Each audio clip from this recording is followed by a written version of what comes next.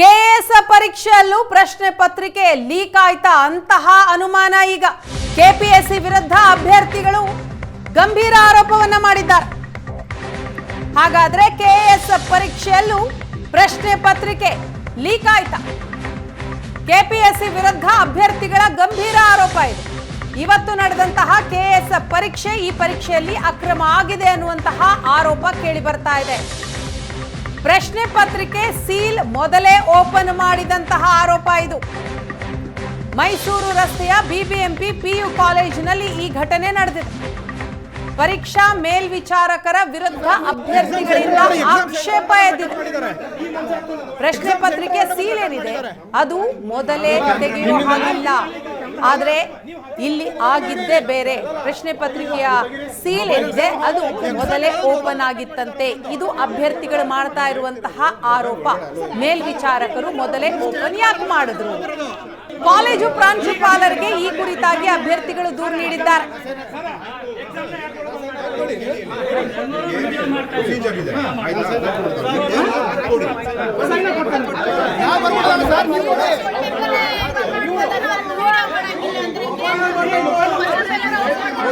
Exam centre ಬಂದು record ಮಾಡಿದ್ದಾರೆ.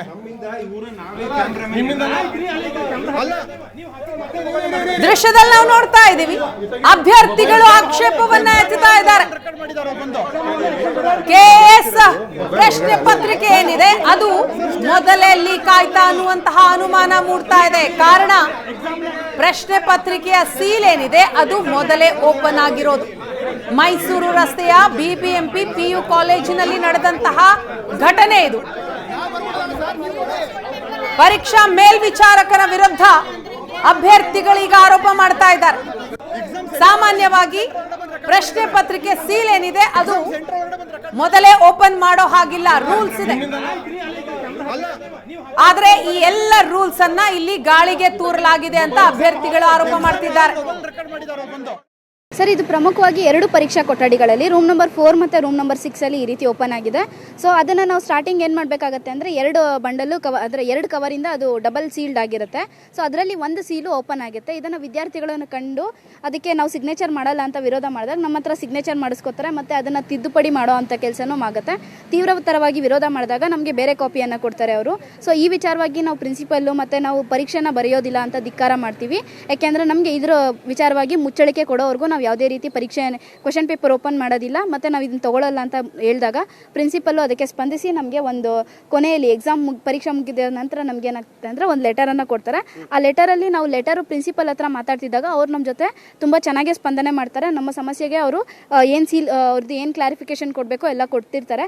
ಆ ಟೈಮ್ನಲ್ಲಿ KPSCಯ ಕೆಲವು ಅಧಿಕಾರಿಗಳು ನಮ್ಮ ವಿದ್ಯಾರ್ಥಿಗಳ ಮೇಲೆ ಮ್ಯಾನ್ ಹ್ಯಾಂಡ್ಲಿಂಗ್ ಮಾಡಿದೆ ಸರ್. ಅದನ್ನು ನಾವಿಲ್ಲಿ ನೀಟಾಗಿ ಮೆನ್ಷನ್ ಮಾಡಿದ್ದೀವಿ. ಸೊ ಅದಕ್ಕೆ ಸರ್, ಇವತ್ತಿನ ಪ್ರಶ್ನೆ ಪತ್ರಿಕೆ ಬಂಡಲ್ ನೋಡಿದರೆ ಹೇಗಿತ್ತು ಅಂದರೆ, ಏನೋ ಒಂದು ನಿರ್ಲಕ್ಷ್ಯದಿಂದ ಒಂದು ಜೆರಾಕ್ಸ್ ಅಂಗಡಿಯಲ್ಲಿ ತೊಗೊಂಡು ಬಂದು ಒಂದು ಸಣ್ಣ ಪ್ಯಾಕ್ ಮಾಡಿಕೊಟ್ಟಂಗಿತ್ತು. ಯಾವುದೇ KPSC ಪರೀಕ್ಷೆಯಲ್ಲಿ 4-5 ಫೋಲ್ಡ್ ಇರುತ್ತೆ ಸರ್. ಇವತ್ತಿನ ಪರೀಕ್ಷೆಯಲ್ಲಿ ಕೇವಲ ಒಂದು ಸಣ್ಣ ಫೋಲ್ಡ್ ಇತ್ತು. ಅದು ಓಪನ್ ಮಾಡುವಷ್ಟರಲ್ಲಿ ನೆಕ್ಸ್ಟ್ ಬಂಡಲಲ್ಲಿ ಅದಕ್ಕಿಂತಲೂ ಸ್ಟ್ರಾಂಗ್ ಆಗಿರೋ ಕವರು ಓಪನ್ ಆಗಿತ್ತು ಸರ್, ಕಂಪ್ಲೀಟ್ ಓಪನ್. ಆಲ್ರೆಡಿ ಅದನ್ನು ಯಾರ್ಯಾರಿಗೂ ಹಂಚಿದ್ದಾರೆ ಅಥವಾ ಇನ್ಯಾರಿಗೂ ಕೊಟ್ಟು ಮತ್ತೆ ಹಾಕೋ ಥರ ಇತ್ತು. ಇದನ್ನು ನಾವು ನೇರವಾಗಿ ನಾನೇ ಅಬ್ಜೆಕ್ಟ್ ಮಾಡಿದ್ದೆ. ಅದನ್ನು ಅಬ್ಜೆಕ್ಟ್ ಮಾಡಿದ ತಕ್ಷಣ ಅವ್ರು ಹೇಳಿದರು ಹೌದು ಒಪ್ಕೊಂಡು, ಇನ್ವಿಜಿಲೇಟರು ಮತ್ತು ಅಲ್ಲಿರೋ ಇನ್ಚಾರ್ಜ್ ಅವರು ಒಪ್ಕೊಂಡಿದ್ದಾರೆ, ಹೌದು ಇದು ಓಪನ್ ಆಗಿದೆ, ನೀವು ಏನು ಕೇಳ್ತೀರಾ ಅದನ್ನು ಕೊಡ್ತೀವಿ, ನೀವೀಗ ಎಕ್ಸಾಮ್ ಬರೀರಿ ಅಂತ ಹೇಳಿದರು. ಸೊ ನಾವು ಇನ್ಯಾರಿಗೂ ತೊಂದರೆ ಮಾಡೋದು ಬೇಡ ಅಂತ ಅವರು ಒಪ್ಪಿಗೆ ಕೊಟ್ಟ ನಂತರ ನಾವು ಅದೇ ಕ್ವಶನ್ ಪೇಪರನ್ನು ನಾವು ಬರೆದಿದ್ದೀವಿ. ಬಟ್ ನಮ್ಮ ಹಾಗೇನೆ ಇನ್ನೊಂದು ರೂಮಲ್ಲೂ ಸರಿ ಇದೇ ಥರ ಆಗಿದೆ ಸರ್. ಇದನ್ನು 4-5 ವರ್ಷಗಳವರೆಗೂ ಕಷ್ಟಪಟ್ಟು ಒಂದು ಅತ್ಯಂತ ಪ್ರತಿಷ್ಠಿತವಾದ ಹುದ್ದೆಯ ಒಂದು ಪ್ರಶ್ನೆ ಪತ್ರಿಕೆ ಯಾವ ರೀತಿ ಇರಬೇಕು ಅದನ್ನು ಈ ಬಗ್ಗೆ ಮಾಹಿತಿಯನ್ನ ಕೊಡ್ತಾರೆ ನಮ್ಮ ಪ್ರತಿನಿಧಿ ನಂದೀಶ್. ಇದೀಗ ನಮ್ಮ ಜೊತೆ ಫೋನ್ ಸಂಪರ್ಕದಲ್ಲಿದ್ದಾರೆ. ನಂದೀಶ್, ಏನಿದು KPSCಯ ಒಂದಾದ ಮೇಲೊಂದರಂತೆ ಎಡವಟ್ಟು? ಈಗ ಅಭ್ಯರ್ಥಿಗಳು ಮಾಡ್ತಾ ಇರುವಂತಹ ಆರೋಪ ಗಂಭೀರವಾದಂತಹ ಆರೋಪ. ಪ್ರಶ್ನೆ ಪತ್ರಿಕೆಯ ಸೀಲ್ ಮೊದಲೇ ಓಪನ್ ಆಗಿತ್ತು ಅಂತ ಈಗ ಏನ್ ಹೇಳ್ತಿದ್ದಾರೆ KPSC ಸಂಬಂಧಪಟ್ಟಂತವ್ರು? ವೀಣಾ, ಏನಂತಂದ್ರೆ ನಿನ್ನೆಯಿಂದ KS ಮುಖ್ಯ ಪರೀಕ್ಷೆ KPSCನವರು ನಡೆಸ್ತಾ ಇರುವಂತದ್ದು. ಅಂದ್ರೆ ಇವತ್ತು ಎರಡನೇ ದಿನದ ಪರೀಕ್ಷೆ ಆಗಿತ್ತು. ಹೀಗಾಗಿ KS ಮುಖ್ಯ ಪರೀಕ್ಷೆಯ ಪ್ರಬಂಧ ಪ್ರಶ್ನೆ ಪತ್ರಿಕೆ ಇವತ್ತು ಎಕ್ಸಾಮ್ ನಿಗದಿಯಾಗಿತ್ತು. ಬೆಳಗ್ಗೆ 10 ಗಂಟೆ ಅಷ್ಟೊತ್ತಿಗೆ ಎಲ್ಲರೂ ಕೂಡ ಅಭ್ಯರ್ಥಿಗಳು ಮೈಸೂರು ರಸ್ತೆಯಲ್ಲಿರುವಂತಹ ಬಾಪೂಜಿ BBMP ಪದವಿ ಪೂರ್ವ ಕೇಂದ್ರದಲ್ಲಿ ಒಂದು ಪರೀಕ್ಷೆ ನಿಯೋಜನೆ ಆಗಿತ್ತು. ಆದ್ರೆ ಪರೀಕ್ಷಾ ಹಾಲ್ಗೆ ರೂಮ್ ನಂಬರ್ 4 ಮತ್ತೆ 6ರಲ್ಲಿ ಏನು ಒಂದು 2 ಕೊಠಡಿಗಳೇನಿದೆ, ಆ ಒಂದು ಪರೀಕ್ಷಾ ಕೊಠಡಿಗಳಲ್ಲಿ ಪ್ರಶ್ನೆ ಪತ್ರಿಕೆ ಏನ್ ಬಂಡಲ್ ಮಾಡಿ ತಂದಿರ್ತಕ್ಕಂತ ಆ ಪ್ರಶ್ನೆ ಪತ್ರಿಕೆ ಮೊದಲೇ ಕವರ್ ಓಪನ್ ಆಗಿತ್ತು ಅನ್ನುವಂತ ಆರೋಪವನ್ನ ಅಭ್ಯರ್ಥಿಗಳು ಮಾಡ್ತಾ ಇರುವಂತದ್ದು. ಅಂದ್ರೆ ಈ ಸಂದರ್ಭದಲ್ಲಿ ಕೆಲ ಅಭ್ಯರ್ಥಿಗಳು ಆ ಒಂದು ಇನ್ವಿಜಿಲೇಟರ್ ನ ಪ್ರಶ್ನೆ ಮಾಡ್ತಾರೆ, ನೀವು ಮೊದಲೇ ಓಪನ್ ಮಾಡಿದ್ದೀರಾ, ಇದು ಹೇಗೆ ಓಪನ್ ಮಾಡಿದ್ರಿ, ಇಲ್ಲ ಇದು ನಮ್ಗೆ ಗೊತ್ತಿಲ್ಲ, ಇದು ಮೊದಲೇ ಓಪನ್ ಆಗಿದೆ ಅನ್ನುವಂತ ಅವ್ರು ಸಬೂಬನ್ನ ಉತ್ತರವನ್ನ ಕೊಡ್ತಾರೆ. ಜೊತೆಗೆ ಅವರು ಒಪ್ಕೊಳ್ತಾರೆ, ಹೌದು ಓಪನ್ ಆಗಿದೆ, ಒಂದು ಬಂಡಲ್ ಪ್ರಶ್ನೆ ಪತ್ರಿಕೆ ಓಪನ್ ಆಗಿದೆ ಅನ್ನುವಂಥದ್ದನ್ನ ಒಪ್ಕೊಳ್ತಾರೆ. ಪರೀಕ್ಷೆ ಮುಗಿದ ಬಳಿಕ ಅಭ್ಯರ್ಥಿಗಳು ಏನಿರ್ತಾರೆ ಅವರು ಈಗ KPSCಗೆ ದೂರನ್ನ ಕೊಟ್ಟಿರುವಂತದ್ದು. ಯಾಕೆಂತಂದ್ರೆ ಪರೀಕ್ಷಾ ನಿಯಮಗಳ ಏನ್ ಹೇಳುತ್ತೆ ಅಂತಂದ್ರೆ, ಪರೀಕ್ಷಾ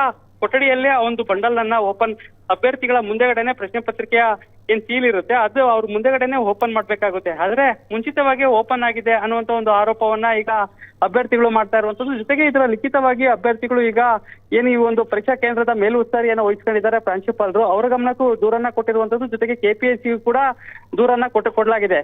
ಯಾಕೆಂತಂದ್ರೆ ಈಗಾಗಲೇ ಈ ಒಂದು ಪರೀಕ್ಷಾ ಕೇಂದ್ರದಲ್ಲಿ ಕೋರ್ಟ್ ಇಂದ ಪರ್ಮಿಷನ್ ಅನ್ನ ತೆಗೆದುಕೊಂಡು ಮುಖ್ಯ ಪರೀಕ್ಷೆಯನ್ನ ಬರೆಯೋದಕ್ಕೆ ಒಂದು ಪರ್ಮಿಷನ್ ತೆಗೆದುಕೊಂಡು ಬಂದಿದ್ರು. ಕಳೆದ 3 ದಿನಗಳ ಹಿಂದೆ ಹಾಲ್ ಟಿಕೆಟ್ ಅನ್ನ ಪಡೆದುಕೊಂಡು ಈ ಒಂದು ಪರೀಕ್ಷಾ ಸೆಂಟರ್ ನಲ್ಲಿ ಅಭ್ಯರ್ಥಿಗಳು ಅಂದ್ರೆ ಕೋರ್ಟ್ ನಿಂದ ಅನುಮತಿಯನ್ನ ಪಡೆದಂತ ಎಲ್ಲಾ ಅಭ್ಯರ್ಥಿಗಳನ್ನ ಈ ಒಂದು ಪರೀಕ್ಷಾ ಸೆಂಟರ್ ನಲ್ಲಿ ನಿಯೋಜನೆ ಮಾಡಲಾಗಿತ್ತು. ಅಂದ್ರೆ ಕೆಲವರು ಈ ರೀತಿ ಎಕ್ಸಾಮ್ ಅನ್ನ ಕಾಟಾಚಾರಕ್ಕೆ ಮಾಡ್ತಾ ಇದ್ದಾರೆ ಅನ್ನುವಂತ ಒಂದು ಆಕ್ರೋಶವನ್ನ KPSC ವಿರುದ್ಧ ಮಾಡ್ತಕ್ಕಂಥದ್ದು. ಅಂದ್ರೆ ಬೇಕಾಬಿಟ್ಟಿಯಾಗಿ ಇವರು ಪರೀಕ್ಷೆಗಳನ್ನ ನಡೆಸ್ತಾರೆ.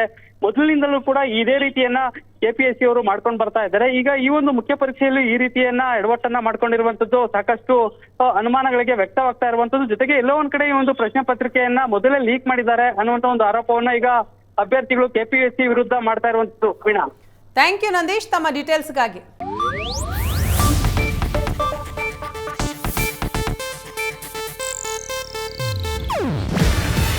ಇದು ಏಷ್ಯಾನೆಟ್ ನ್ಯೂಸ್ ನೆಟ್ವರ್ಕ್ ಪ್ರಸ್ತುತಿ. ನೀವು ನೋಡ್ತಿದ್ದೀರಾ ಏಷ್ಯಾನೆಟ್ ಸುವರ್ಣ ನ್ಯೂಸ್.